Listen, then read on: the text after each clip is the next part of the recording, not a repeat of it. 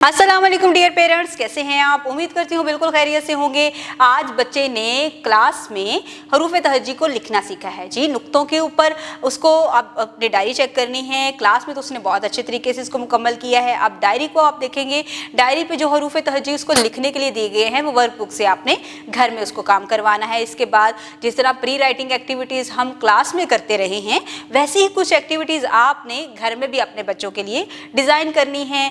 आप वर्कबुक का भी इस्तेमाल कर सकते हैं, आप सैंड ट्रे का भी इस्तेमाल कर सकते हैं, आप स्लेटी का भी इस्तेमाल कर सकते हैं, आप वाइट बोर्ड का भी इस्तेमाल करके बच्चों की राइटिंग प्रैक्टिस करवा सकते हैं। वर्कशीट भी आप बच्चों के लिए इस्तेमाल कर सकते हैं। इसके अलावा आप बच्चों को हरूफ तहज्जी की पहचान करवाने के लिए मुख्तलिफ एक्टिविटीज़ डिज़ाइन कर सकते हैं, जिसमें हरूफ तहज्जी के फ्लैश कार्ड का इस्तेमाल करें और बच्चों को उसके ज़रिए बताएं कि हरूफ तहज्जी की शक्ल की पहचान वो करें। उसके बाद उंगली की मदद से वहाँ पर भी लिखने की प्रैक्टिस करवाएं।